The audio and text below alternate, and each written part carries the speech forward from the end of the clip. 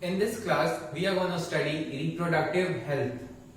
This is the simplest chapter in the whole of 12th syllabus, and it's a very small chapter also. And only a few things are important in this chapter in relevance to NEET, and those topics are like contraceptive methods, sexually transmitted diseases, and artificially reproductive assistive technologies. So apart from these topics, nothing is more important in this chapter, and this will be the smallest and the easiest chapter in the whole of 12th syllabus.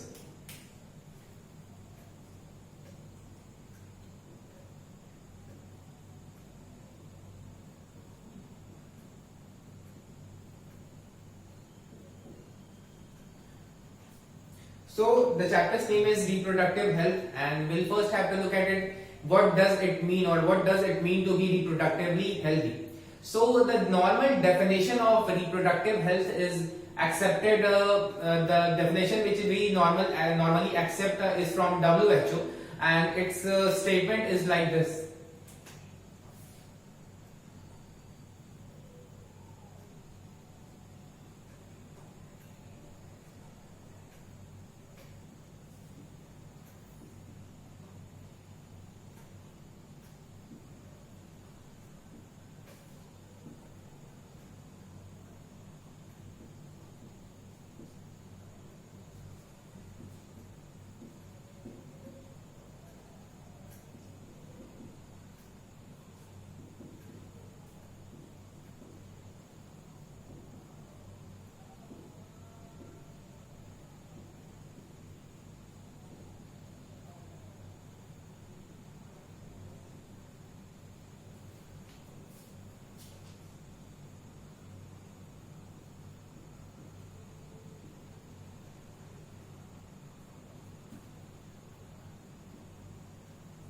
So this is the normal definition of reproductive health.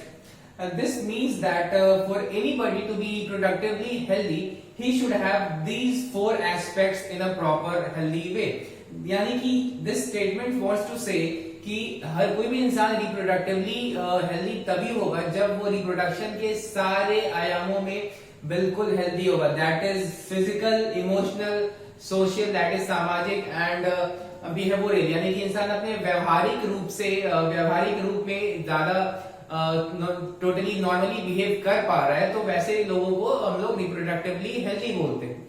And this chapter में हम लोगों को बहुत सारी चीजें पढ़नी होंगी, but उसके पहले जो सबसे सिंपल एक्सप्लेनेशन है और जो मेन कॉज होता है सोशल प्रॉब्लम्स का, दैट इज ओवर पॉपुलेशन. तो इस पार्ट में हम लोगों को ओवर पॉपुलेशन का कॉजेज देखना होगा, ओवर पॉपुलेशन का क्या क्या डिसएडवांटेजेस है, and how to overcome those disadvantages on a social and national level.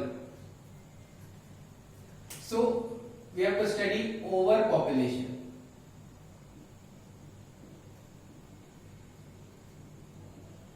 तो सबसे पहले इसके कॉजेज हम लोग देखेंगे. तो कॉजेज में सबसे पहला होता है इंक्रीज्ड मेडिकल फैसिलिटीज.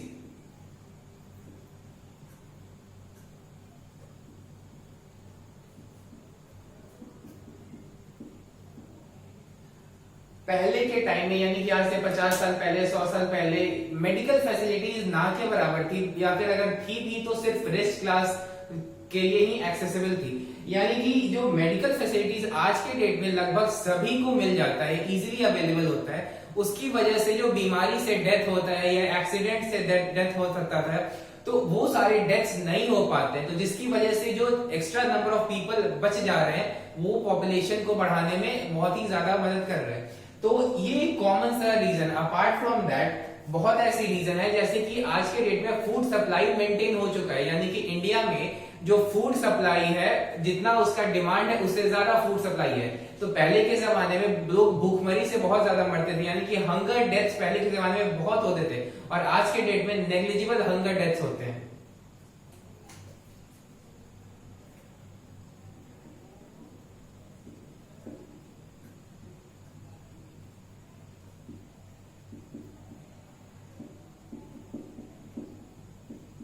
तो आज के के डेट में फूड के अवेलेबिलिटी में कोई इश्यू नहीं होता है, चाहे इंसान अमीर हो चाहे गरीब हो।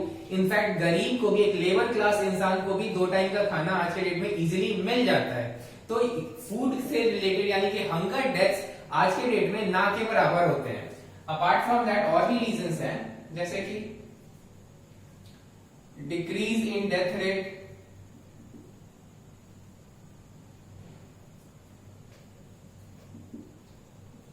infant mortality rate,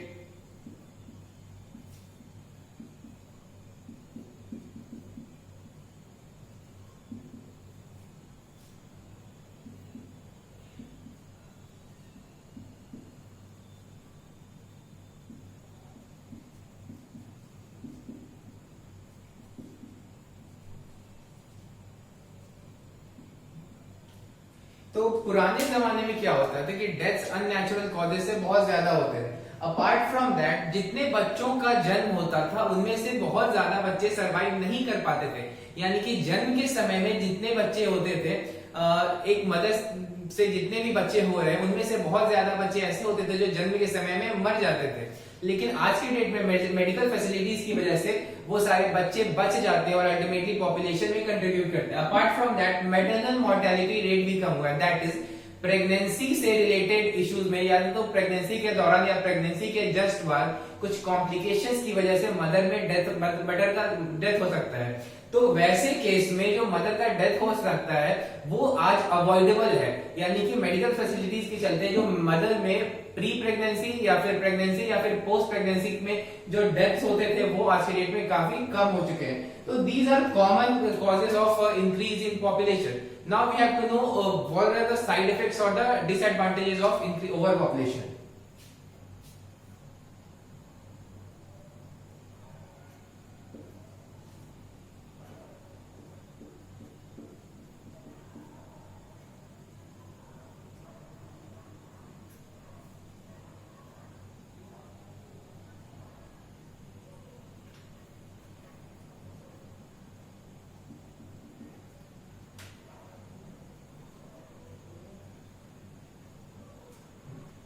तो दो मेन सिंपल सिग्निफिकेंस या सिंपल कॉन्सिक्वेंस होता है ओवर पॉपुलेशन का। One is poverty.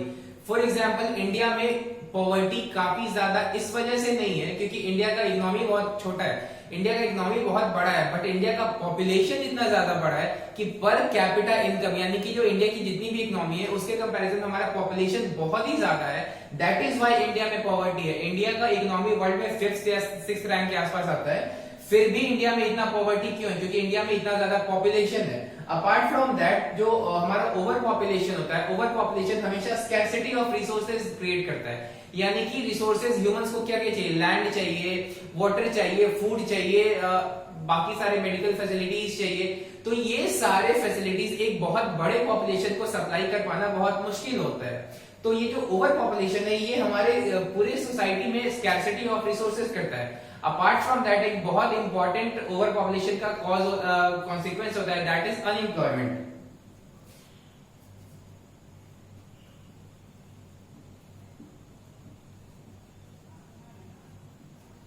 And third we have to look at remedies। कैसे हम लोग जो ओवर पॉपुलेशन है उसको कंट्रोल कर सकते हैं। तो एक तो कि हम लोग सोशल अवेयरनेस क्रिएट करें जिससे कि लोगों को ये समझ में आ जाए कि smaller family will have a happier life because of the normal higher per capita spending. तो वहां पर क्या होगा कि हम लोग अगर सोशल लेवल पे ये अवेयरनेस फैलाएं कि छोटा परिवार काफी ज्यादा हैप्पियर होगा, तो in that case changes could be brought. Apart from that, we can have contraceptive methods. Apart from that, we can also have legal ages. That is, if the legal age for marriage is increased, then the chances of a higher number of children will be much lesser.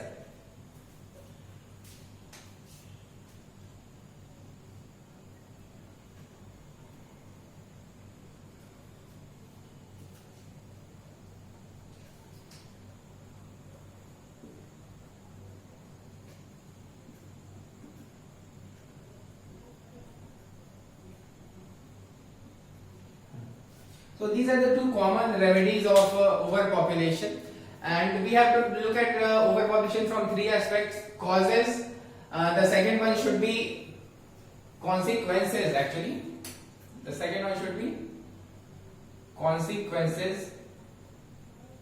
Okay, and the third one is remedies. यानी कि किन किन कारणों से population बढ़ रहा है, उसके क्या क्या कॉन्सिक्वेंसेज होंगे, और जो उसके अनएम्प्लॉयमेंट या फिर जो रेमेडीज हैं ओवर पॉपुलेशन की वो कैसे हो सकते हैं. तो these are the normal general terms that we normally no.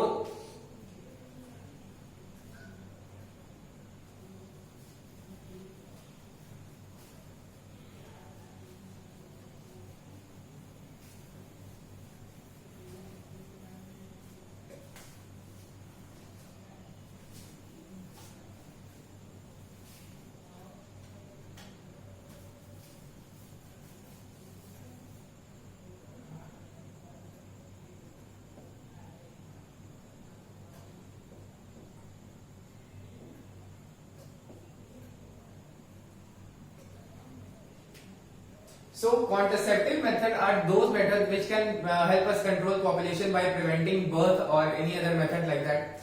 तो contraceptive method में हम लोगों को बहुत ज्यादा मेथड, बहुत अलग अलग तरीके के मेथड्स पढ़ने हैं. तो सबसे पहला मेथड है दैट इज नेचुरल मेथड.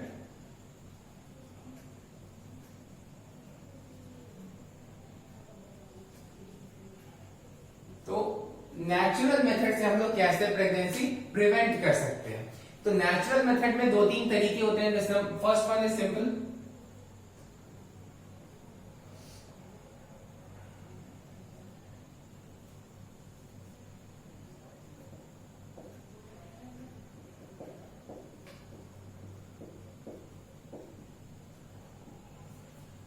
तो कोइटस इंटरप्टस मेथड में कोई भी एक्स्ट्रा इक्विपमेंट्स नहीं लगते. यहां पर क्या होता है कि when a male is having sex with a female, वहां पर इजैक्यूलेशंस के पहले अगर मेल अपना पीनस वेजाइना से बाहर निकाल लेता है तो जो इजैक्यूलेशन होगा वो वेजाइना के बाहर होगा.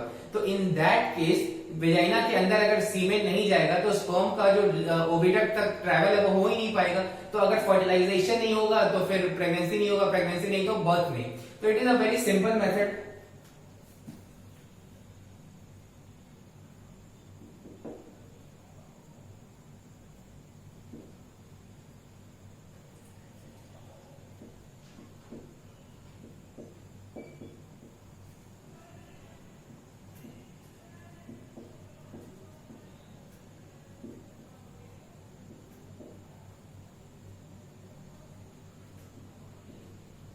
So this is one method of contraceptive through natural methods.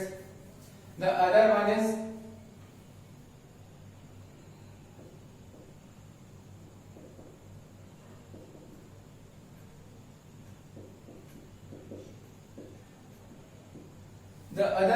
Periodic abstinence. यहां पर क्या होता है कि फीमेल्स में ओव्यूलेशन होता है 14वें दिन, that is 14th day of the menstrual cycle. तो मेंस्ट्रुअल साइकिल में 10th डे से लेकर 17th डे के बीच में अगर सेक्स ना किया जाए तो वहां पर chances of fertilization of ovum काफी कम होता है.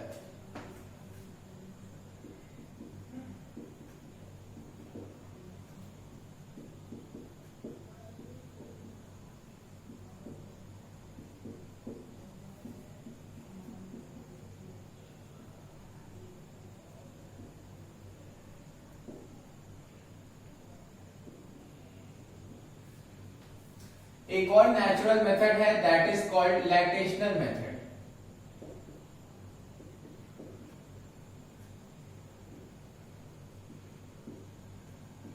तो जब तक जो बच्चा होता है या न्यूबॉर्न बेबी होता है, जब तक वो मदर मिल्क पे डिपेंडेंट होता है, तब तक जनरली पॉसिबिलिटी ऑफ फर्टिलाइजेशन काफी कम होता है. तो उस केस में नेचुरल मेथड ही एक तरह से हो गया, but the chances of failure are very high in this case.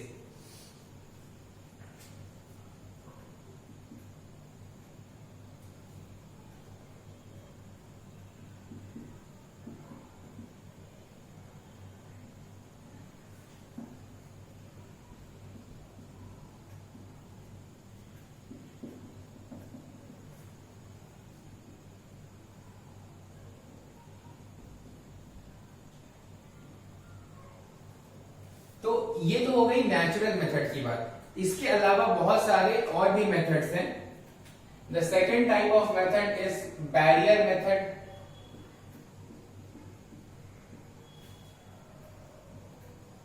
ठीक है, बैरियर मेथड में रबर या डायफ्राम से या फिर रबर जैसे किसी और सब्सटेंस की मदद से हम लोग बैरियर क्रिएट कर देते हैं स्पर्म और ओवम के बीच में मीट करने से. There are various types of barrier methods, and then the most common one is called condoms.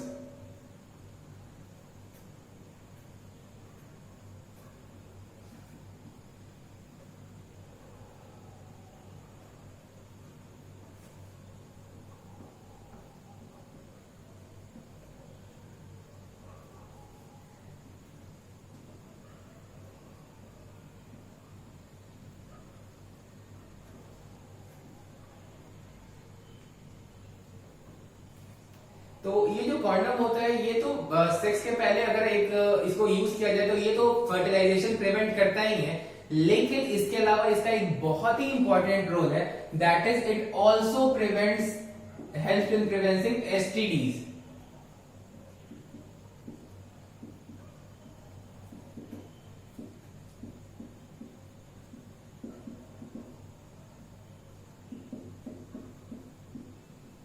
ठीक है, तो ये सेक्सुअली ट्रांसमिटेड डिजीजेस को भी फैलने से रोक सकता है. तो दैट इज व्हाई कॉन्डम्स का यूज रिसेंट टाइम्स में बहुत ज्यादा बढ़ गया है, क्योंकि एक तो ये फर्टिलाइजेशन को प्रिवेंट कर ही रहा है, अपार्ट फ्रॉम दैट ये एसटीडीज को भी कवर प्रिवेंट कर रहा है. इसके अलावा और भी मेथड्स होते हैं इसमें, that is diaphragms,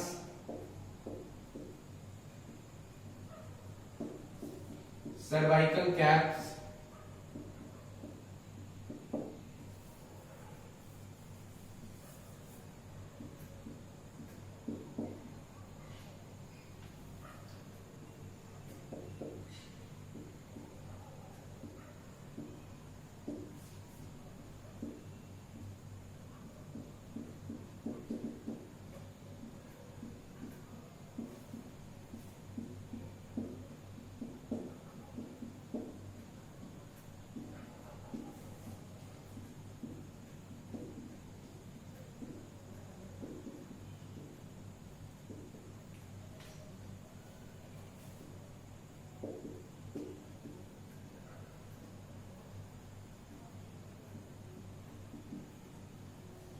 so diaphragms, cervical caps या vaults, these are used by females and condoms are normally used by males. Actually there are also female condoms that are called femidomes, so those are inserted in the vagina, but normally for females it is very convenient, that is diaphragm, cervical caps and vaults. So these are the things that are used to cover the cervix. So if the cervix is covered, then the sperms won't be able to cross the cervix and go to the uterus and then to the fallopian tube.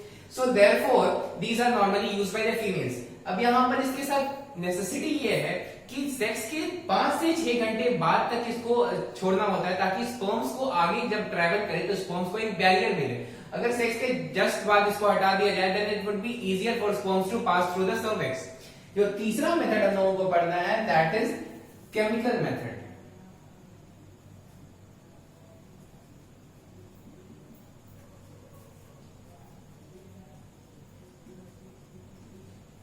इनको commonly spermicides कहा जाता है.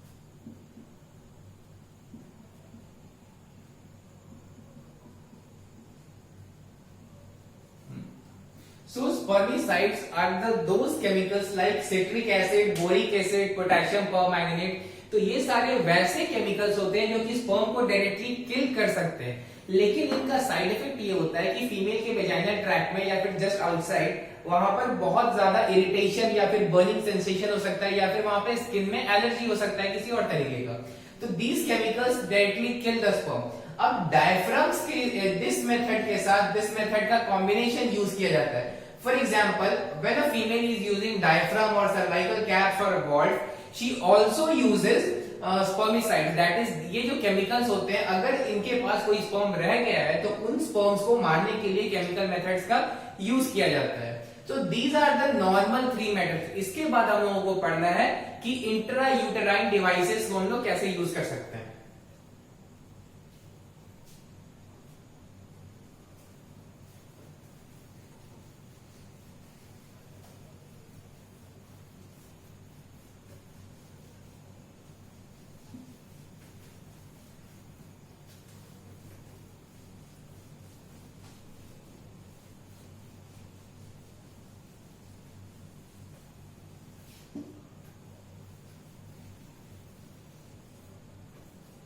So the fourth type of contraceptive method is called intrauterine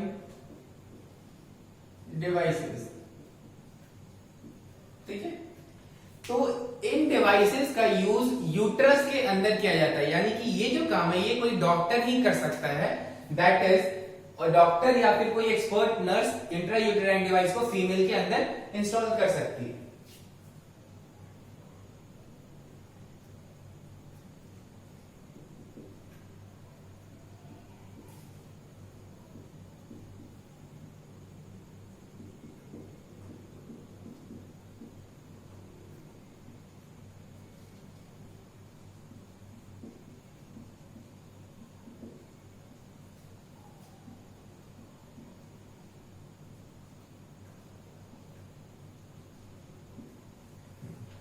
तो intrauterine devices अलग अलग type के होते हैं।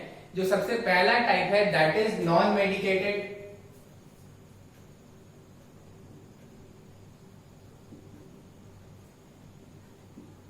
इसका एग्जांपल हम लोगों को पढ़ना है Lippes loop.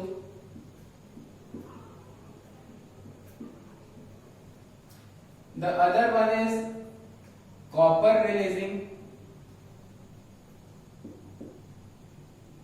For example, copper T, copper 7, copper S, multi-load 375।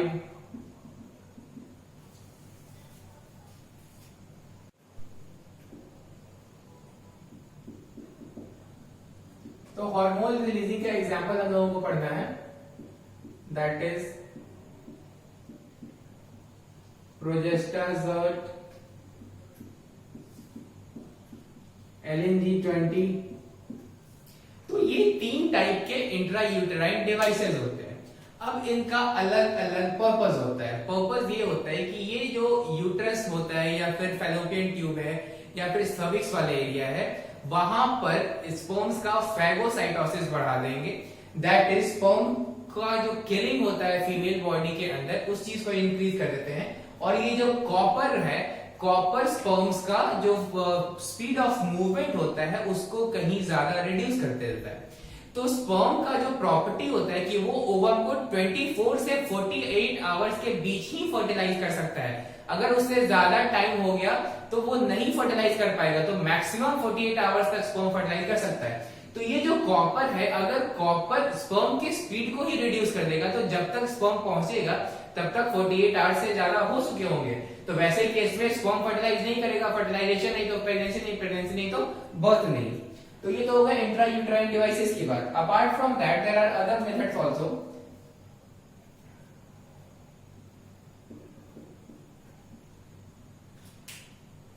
अब जो 5वां मेथड है दैट इज पिल्स मेथड।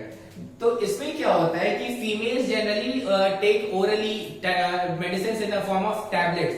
तो उसमें ईस्ट्रोजन के कॉम्बिनेशन में हो सकते हैं या फिर प्रोजेस्टेरोजन अलोन हो सकते हैं। तो ये जो पिल्स होते हैं ये क्या करते हैं कि सर्विक्स में म्यूकस का क्वालिटी ऑल्टर कर देते हैं, जिससे कि स्पर्म ऊपर नहीं जा पाएगा। Apart from that these prevent ovulation और इम्प्लांटेशन।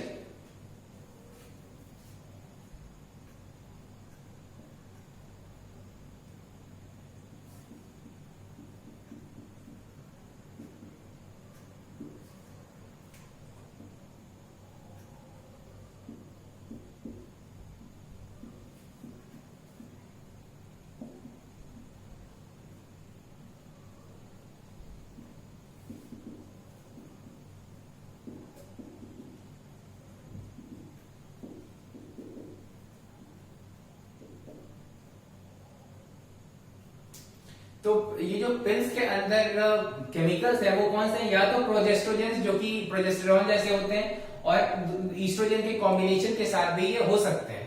अपार्ट फ्रॉम दैट ये जो पिल्स होते हैं इनको 21 डेज तक लेना होता है, और स्टार्टिंग कब से होना है? तो मेंस्ट्रुअल साइकिल के फर्स्ट 5 डेज से स्टार्ट करना होता है, और अप्रोक्सीमेटली 21 डेज तक इसको लगातार लेना है। उसके बाद 7 डेज का गैप लेना होता है, और फिर से इसी साइकिल को रिपीट करना होता है।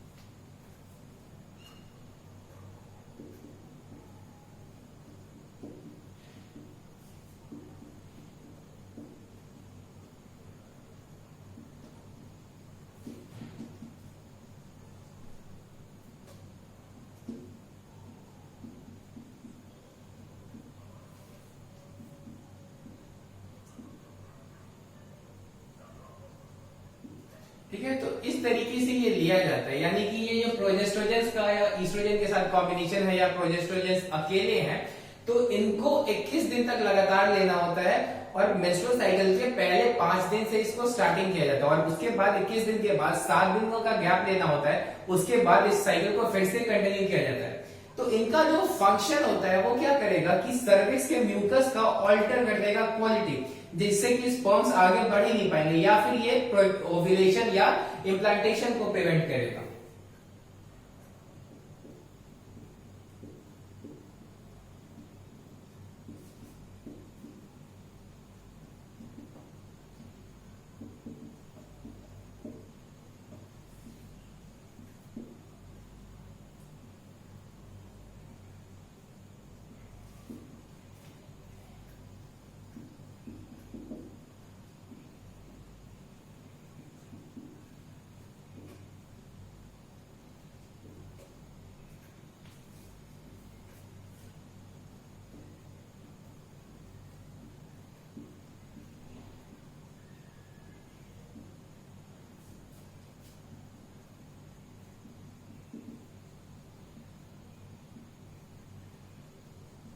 ठीक है, तो ये सर्विस से गुजरता है, वेजाइना के बाद स्पर्म सर्विक्स में जाता है, फिर यूट्रस, फिर फैलोपियन ट्यूब। तो सर्विक्स में जो म्यूकस है उसी म्यूकस का क्वालिटी ही ऑल्टर हो जाएगा, तो स्पर्म ऊपर पहुंच ही नहीं पाएगा, तो इन दैट केस स्पर्म पहुंचेगा ही नहीं, तो फर्टिलाइजेशन नहीं होगा। इसके अलावा एक नया टाइप का मेथड है, that is called hormonal implants, और simply those are called implants.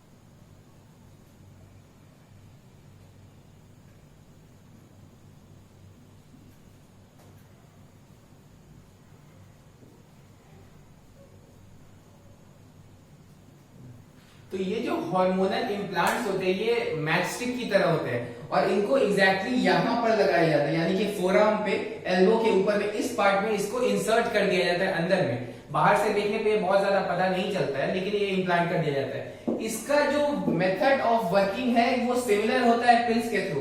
क्यों? क्योंकि ये भी हार्मोन रिलीजिंग होता है, लेकिन इसका जो पीरियड होता है वो सालों तक रहता है, यानी कि पिल्स बार बार लेना होता है, ये इम्प्लांट एक बार लेने के बाद 5 साल तक ये काम कर सकता है।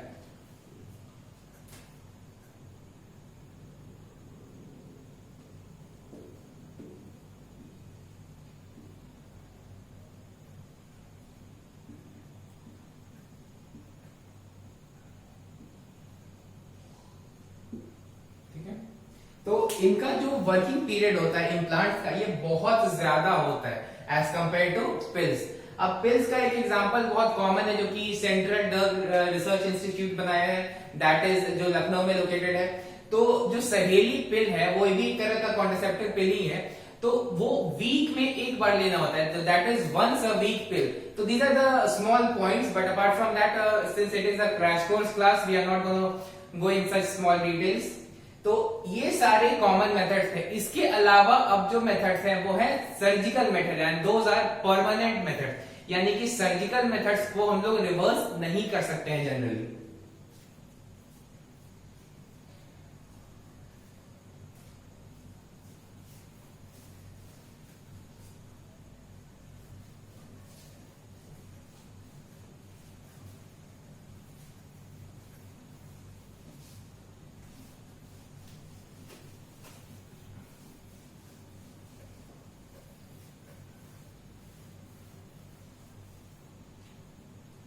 So now we'll study about surgical methods.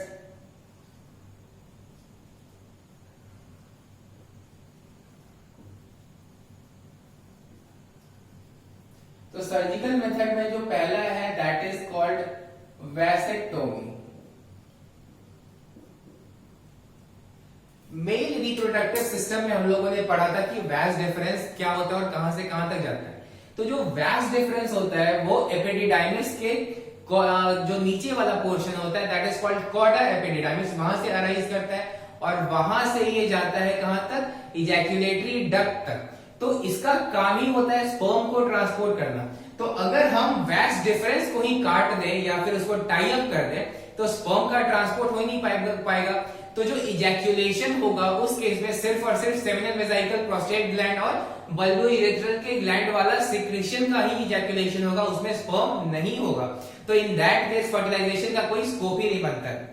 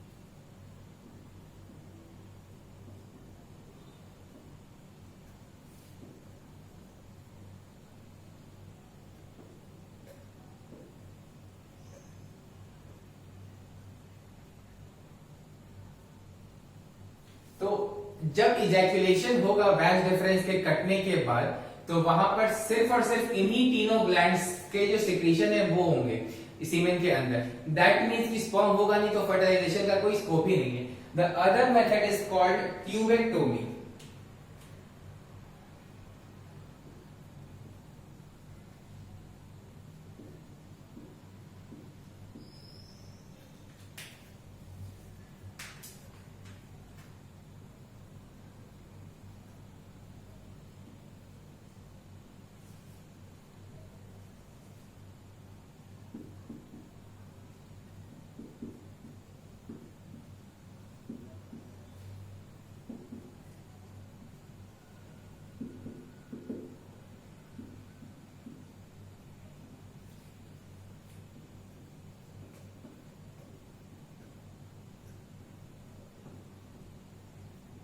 तो अगर हम लोग ओविडक्ट या फेलोपियन ट्यूब को ही काट दे या उसको टाई अप कर दे, तो ओवम जो है वो आगे जा ही नहीं पाएगा, तो स्पर्म के साथ मीट ही नहीं होगा, और अगर स्पर्म के साथ मीट नहीं होगा दैट मीन्स कि उस ओवम का फर्टिलाइजेशन पॉसिबल नहीं है। तो इन दोनों मेथड्स को सर्जिकल मेथड कहा जाता है, लेकिन यहाँ पर एक डिफरेंस है, जो ऊपर वाला वैसेक्टोमी है वो काफी सिंपल मेथड होता है, tubectomy is a bit more complex because जो ओवरीज है एंड फैलोपियन ट्यूब ये बॉडी के अंदर लोकेटेड होता है, और जो स्क्रोटम है वो बॉडी के जनरली बाहर होता है, तो वहां इजीली परफॉर्म किया जा सकता है। वैसेक्टोमी बहुत सिंपल होता है, बहुत इजी होता है, and apart from that vasectomy का मेल के बॉडी पे कोई भी नेगेटिव असर नहीं होता है। तो उससे बेसिकली क्या होगा कि फर्टिलाइजेशन भी प्रिवेंट हो जाएगा, एक कॉन्ट्रासेप्टिव मेथड की तरह काम कर रहा है ये। अपार्ट फ्रॉम दैट उसका कोई साइड इफेक्ट नहीं है, और ये ऑपरेशन जो होता है वैसेक्टोमी का बहुत सिंपल ऑपरेशन होता है, it's a very low cost operation also. तो ये तो सारे हो गए हमारे birth control methods, but apart from that birth control methods ये सारे तो हैं, लेकिन इनका साइड इफेक्ट्स भी होता है। सबसे ज्यादा साइड इफेक्ट होता है फीमेल्स पर, और जो हार्मोनल पिल्स वो लोग लेती हैं या फिर जो टैबलेट्स के फॉर्म में ओरल पिल्स ले रही है वो सबसे ज्यादा हार्मफुल होते हैं। उसका रीजन ये है कि ये जो हार्मोन्स काम करते हैं ये नेचुरल साइकिल के अगेंस्ट काम करते हैं, तो इससे बहुत सारी बीमारियां हो सकती हैं, जैसे कि सर्वाइकल एलर्जी, वेजाइनल एलर्जी, वहां पे ब्रेक थ्रू ब्लीडिंग हो सकता है, या फिर इरेगुलर मेंस्ट्रुअल साइकिल हो सकता है, या फिर स्टेरिलिटी हो सकता है, या ब्रेस्ट कैंसर हो सकता है, डिजीनेस, नोजिया, वोमिटिंग। तो इस तरह के साइड इफेक्ट हार्मोनल पिल्स के या फिर कुछ और अदर सर्वाइकल वॉल्ट्स हो सकते हैं, या फिर जो आईयूडीज है उनके भी अलग अलग साइड इफेक्ट्स हो सकते हैं। तो कॉन्ट्रासेप्टिव मेथड्स तो हैं, लेकिन उन सभी के साइड इफेक्ट्स भी हैं। अब हम लोग इसके बाद देखेंगे सेक्सुअली ट्रांसमिटेड डिजीजेस। उसके पहले थोड़ा सा एक छोटा सा टॉपिक है, that is called medical termination of pregnancy और अबॉर्शन।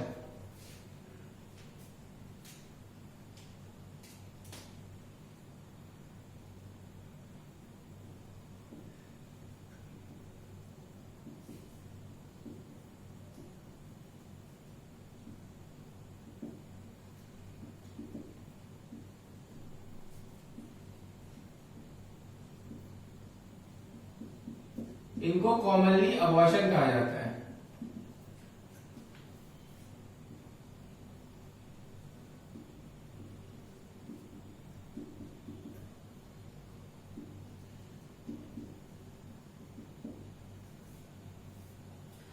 अबॉर्शन दो कारणों से करवाया जाता है, एक तो इंसान विलफुली कराता है और कुछ इलीगल अबॉर्शंस भी होते हैं।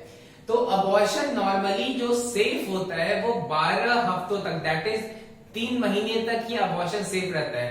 कई केसेस में सेकेंड ट्राइमेस्टर दैट इज 24 महीने तक 24 हफ्तों तक ये अबॉर्शन किया जाता है, लेकिन वैसे केस में अबॉर्शन तभी करते हैं जब अबॉर्शन अगर ना किया जाए तो बच्चे या मदर पे कोई सीरियस इश्यू हो सकता है। तो apart from that case abortion is not generally done. तो इंडिया में अबॉर्शन पहले बैन था, लेकिन 1971 में it was legalised, so it is normally safe up to 3 months.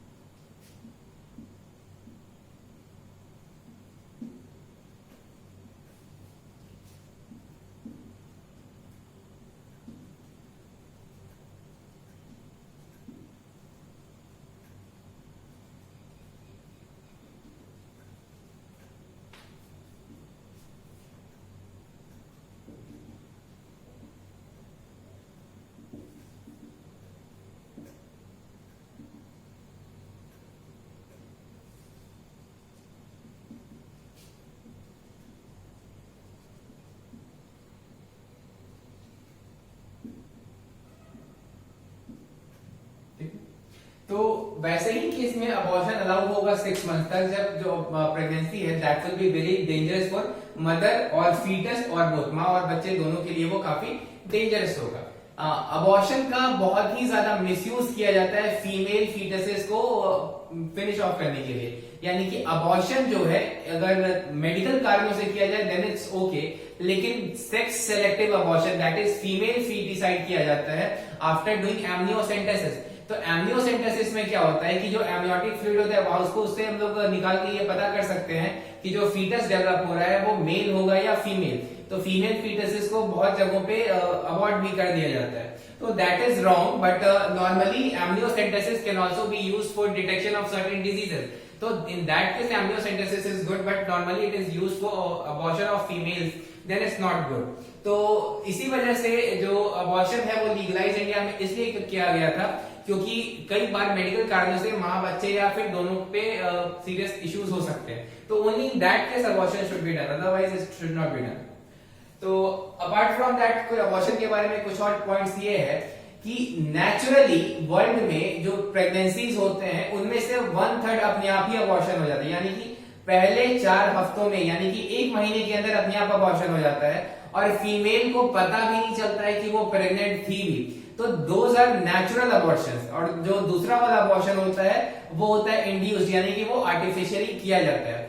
और वर्ल्ड में जितने भी प्रेगनेंसीज होते हैं 1 साल के अंदर उसका 1/5 लगभग अबॉर्ट कर दिया जाता है आर्टिफिशियली। तो अबॉर्शन बहुत कारणों से भी लोग कराते हैं, जैसे कि अनप्रोटेक्टेड कैजुअल सेक्स की वजह से अगर प्रेगनेंसी हो गया तो उस केस में, या फिर अगर बच्चे हैं और बच्चा नहीं चाहिए बट स्टिल अगर प्रेगनेंसी हो गया है तो उस केस में भी अबॉर्शन कराते हैं। तो अबॉर्शन के बहुत और कारण भी हो सकते हैं, बट नॉर्मली अबॉर्शन नेचुरली जो होता है वो 1 मंथ के अंदर ही हो जाता है। After that we have to study sexually transmitted diseases.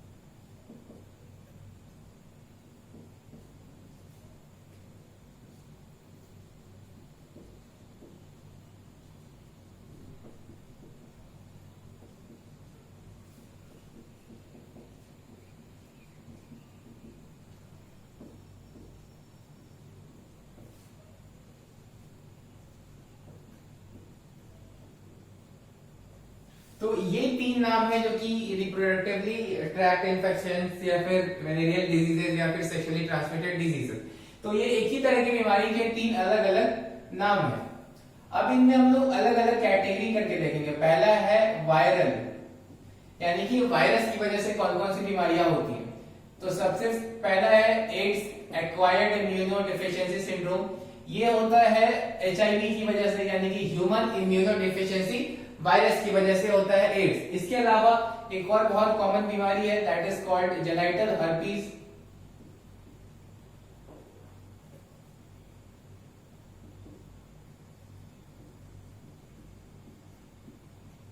तो herpes occurs due to herpes simplex virus।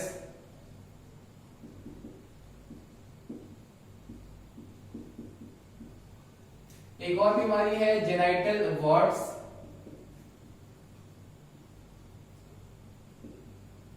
It occurs due to human papilloma virus।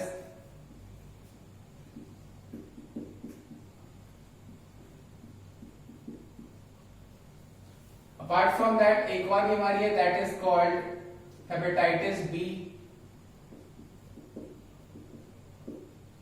तो सिंपली इस बीमारी के नाम क्या क्या वायरस लगा देना है, that will be the causative agent।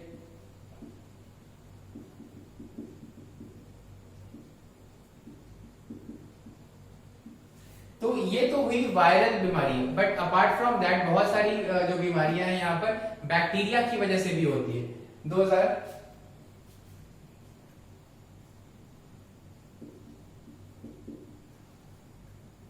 The first one is gonorrhoea.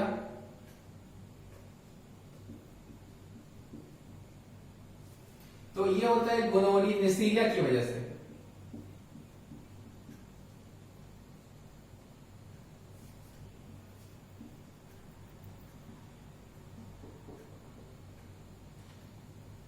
Another disease is called chlamydiasis.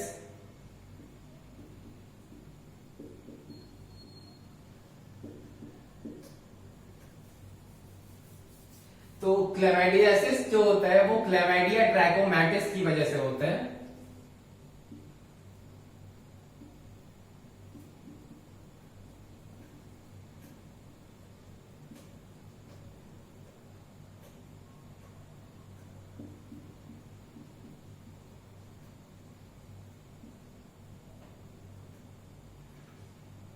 तो ये कॉमन बैक्टीरियल बीमारियां हैं। अपार्ट फ्रॉम दैट एक प्रोटोजोअल बीमारी भी है, बट ये नॉर्मली जो क्वेश्चंस आते हैं वो वायरल डिजीजेस से आते हैं and then bacterial disease, but those are not discussed in NCERT. So these are the common bacterial and viral diseases. अब कुछ एक टर्म है जो कि जेनिटल इन्फेक्शंस की वजह से हो सकते हैं। Those things are important here.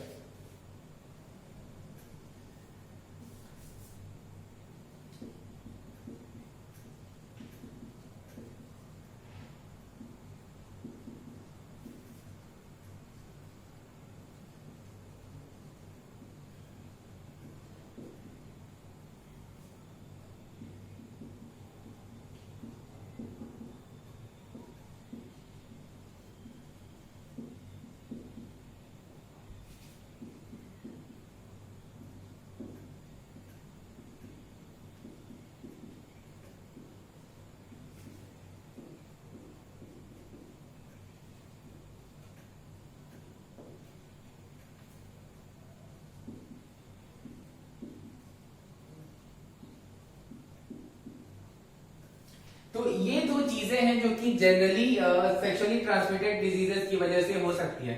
One is still birth, that is बच्चे का जो जन्म होगा वो मरा हुआ बच्चा होगा, और जो दूसरा है एक्टोपिक प्रेगनेंसी। एक्टोपिक प्रेगनेंसी में क्या होता है कि जो इम्प्लांटेशन होता है एम्ब्रियो का नॉर्मली यूट्रस में होना चाहिए, बट कई बार उसके अलावा फैलोपियन ट्यूब में हो जाता है, तो वैसे प्रेगनेंसीज को एक्टोपिक प्रेगनेंसी कहते हैं। तो अगर फीमेल रिप्रोडक्टिव सिस्टम का डायग्राम तुम लोगों को याद हो तो वहां देखना कि ओविडक्ट काफी पतला होता है, तो वहां पर बच्चे का अगर एम्ब्रियो का अगर इम्प्लांटेशन हो जाता है तो फीटल डेवलपमेंट के लिए जगह नहीं होता है, तो वैसे केस में भी बच्चे का आगे चल के डेथ होने का चांसेस कहीं ज्यादा हो जाता है।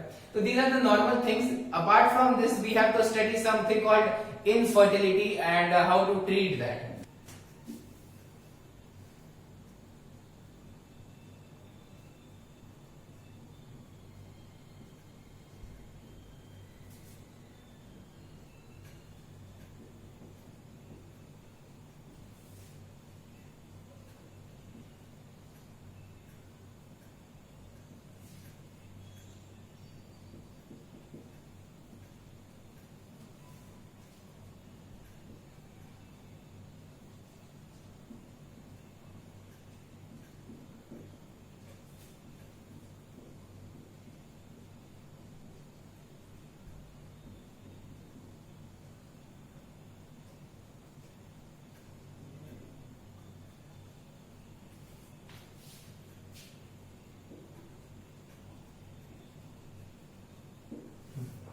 So infertility is inability of a couple to conceive even after having unprotected sexual contact for more than over a year.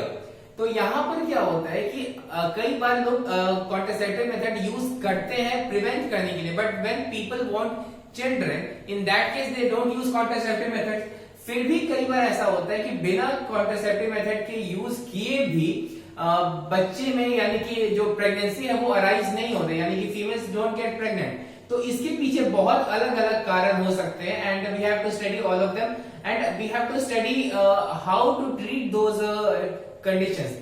तो इसका जो मेन कारण हो सकता है वो फीमेल्स में कि ओवम का ना बनना, या फिर फैलोपियन ट्यूब ब्लॉक हो सकता है, या फिर सर्विक्स में कोई प्रॉब्लम है, या यूट्रस में एंडोमेट्रियम इतना वीक है कि एंडोमेट्रियम शेड ऑफ हो जाता है, एम्ब्रियो को सपोर्ट नहीं कर सकता। ये सारी हो गई फीमेल्स में कॉजेज। मेल्स में जो कॉजेज होते हैं वो हो सकते हैं क्रिप्टोकॉइडिज्म, कि वो टेस्टिस नीचे नहीं जाएगा तो उसमें स्पर्म फॉर्मेशन नहीं हो पाएगा। Apart from that vas deferens block हो सकता है, या फिर स्पर्म काउंट बहुत लो हो सकता है। अपार्ट फ्रॉम दैट स्पर्म्स में अगर उसका जो टेल होता है स्पर्म का, अगर वो प्रॉपर नहीं है तो स्पर्म ऊपर की ओर ढंग से ट्रैवल कर ही नहीं पाएगा। तो इसके अलावा मेल्स में बहुत ज्यादा और भी रीजन हो सकते हैं कि सीमेन में फ्रक्टोज बहुत कम है, तो उससे स्पर्म को एनर्जी नहीं मिल पाता है, तो जिसकी वजह से स्पर्म ट्रैवल नहीं कर पाता है। तो these are normal causes of infertility. लेकिन हमारे सिलेबस में कॉजेज ऑफ इनफर्टिलिटी ज्यादातर नहीं है, हमारे सिलेबस में उनकी जो ट्रीटमेंट है वो है। तो विल स्टडी दैट हियर। तो हाउ टू ट्रीट इनफर्टिलिटी, तो जो पहला मेथड है उस मेथड को कहते हैं IVF। It stands for in vitro fertilisation.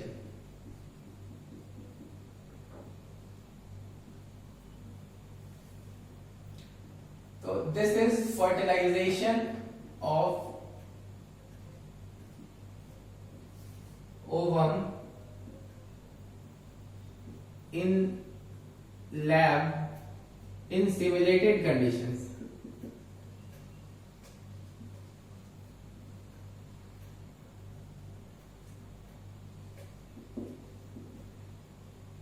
ठीक है, तो यहां पर क्या होता है कि मान लो कि किसी भी मेल के अंदर किसी भी कारण से स्पर्म काउंट कम है या फिर डायरेक्टली वो फर्टिलाइज नहीं कर पाता है, तो यहां पर क्या होगा कि फीमेल से, किसी भी हेल्दी फीमेल से एक ओवम लिया जाएगा और किसी हेल्दी मेल से स्पर्म लिया जाएगा और उनको आर्टिफिशियली लैब में फर्टिलाइज कराया जाएगा और इनमें बॉडी से सिमिलर कंडीशंस मेंटेन किया जाएगा। जहां पर फर्टिलाइजेशन कराना है तो वहां पर बॉडी से सिमिलर यानी कि simulated conditions to the body.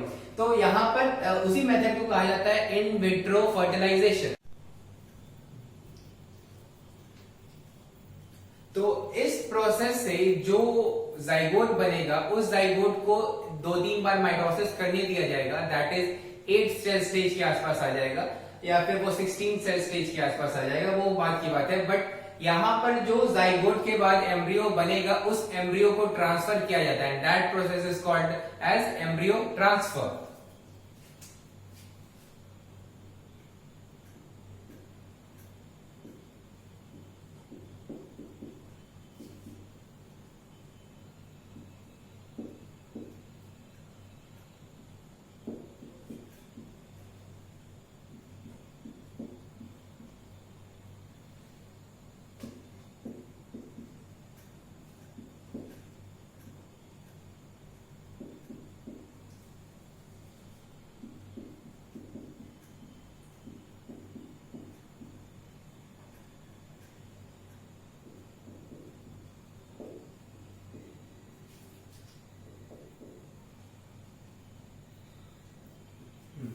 तो ये जो एम्ब्रियो बना था उसको ट्रांसफर किया जाएगा, लेकिन वो एम्ब्रियो 8 सेल का है या 8 सेल से ज्यादा है, ये इस बेसिस पे हम लोग ट्राई करेंगे कि अगर 8 सेल से ज्यादा है तो उसको यूट्रस में ट्रांसफर किया जाए और अगर 8 सेल तक है तो उसको फैलोपियन ट्यूब में ट्रांसफर किया जाए। तो जो एम्ब्रियो ट्रांसफर हो रहा है normally that is called ET. तो ईटी जो किया जाता है वो up to 8 blastomeres fallopian tube में किया जाएगा अगर 8 सेल स्टेज तक है, तो अप टू 8 ब्लास्टोमियर्स इसको ट्रांसफर किया जाएगा फैलोपियन ट्यूब में।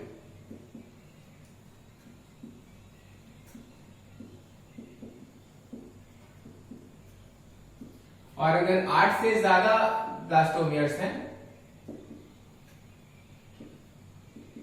तो इनको ट्रांसफर किया जाएगा यूट्रस में, इन uterus.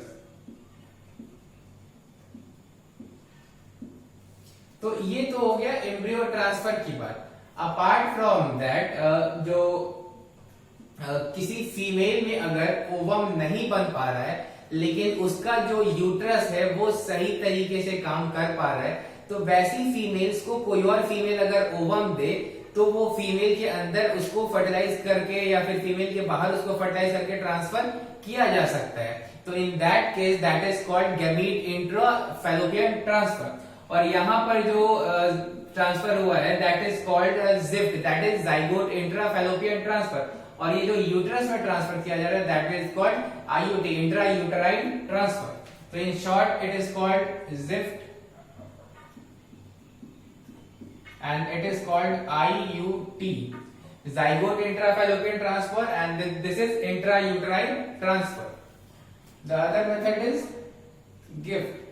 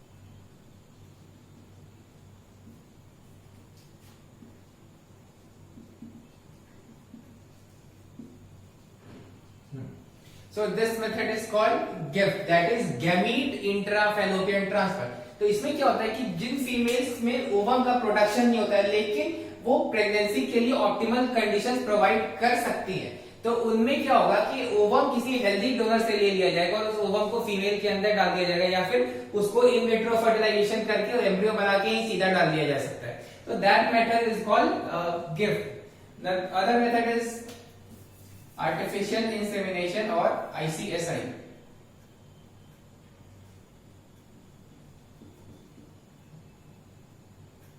So in this method, that is intracytoplasmic sperm injection, क्या होता है कि कई मेल्स में जो स्पर्म काउंट होता है वो काफी कम होता है और स्पर्म्स पहुंच नहीं पाते हैं क्योंकि उनका काउंट बहुत कम होता है. तो इन दैट केस क्या होगा कि इंट्रासाइटोप्लाज्मिक स्पर्म इंजेक्शन से लैब में एक ओवम में डायरेक्टली स्पर्म को इंजेक्ट कर दिया जाता है. उसके बाद उस ओवम से या फिर उस जाइगोट से जो एम्ब्रियो बनेगा उसको फीमेल में ट्रांसफर कर दिया जाएगा.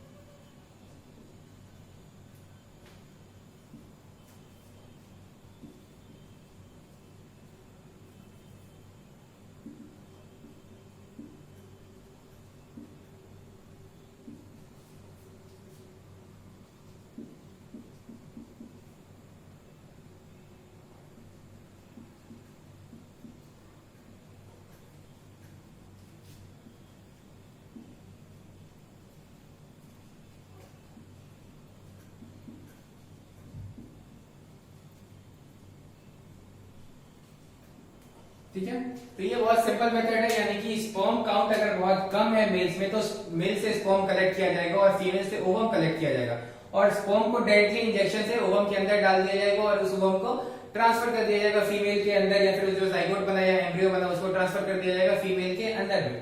अगर one another method is called artificial insemination, that is called AI. तो आर्टिफिशियल इंसेमिनेशन में क्या होता है कि फीमेल्स के अंदर अगर मेल में इम्पोटेंसी है, दैट इज पीनस में इरेक्शन नहीं हो पाता है, तो फीमेल्स के अंदर यानी कि वेजाइना में या फिर यूट्रस में डायरेक्टली स्पर्म को सीमेन को इंजेक्ट कर दिया जाता है जिससे कि स्पर्म आगे ट्रेवल कर पाए.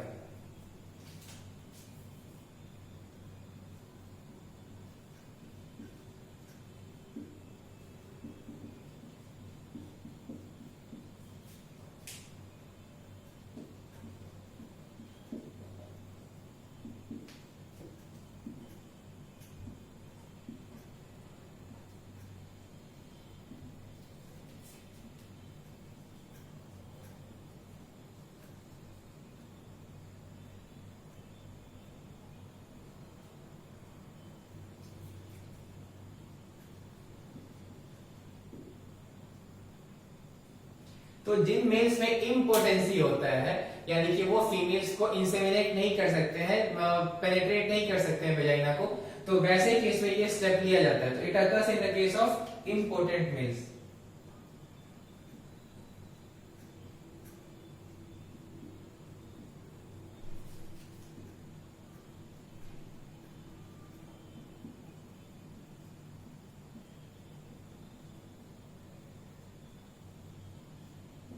ठीक है, so hereby we complete this chapter. और ये ऐसा चैप्टर है एनसीईआरटी का जिसके बाहर बहुत ज्यादा कुछ पढ़ने की जरूरत ही नहीं होती है. इस चैप्टर से नीट में डायरेक्ट क्वेश्चंस आते हैं. ये ऐसा नहीं कि रिप्रोडक्टिव सिस्टम की तरह की उसको समझने के लिए एनसीईआरटी के बाहर का नॉलेज होना जरूरी है. तो this is a very very simple chapter और यहाँ इस चैप्टर से डायरेक्टली एनसीईआरटी को ही मैंने यहाँ पे डिस्कस किया है और आप लोग भी इस चीज को यहाँ से या फिर एनसीईआरटी से डायरेक्टली पढ़ सकते हो क्योंकि इस चैप्टर में एनसीईआरटी के बाहर से जनरली क्वेश्चंस नहीं ही आते हैं और बहुत छोटा चैप्टर है, बहुत सिंपल चैप्टर है and you can directly study it from NCERT और फ्रॉम हियर.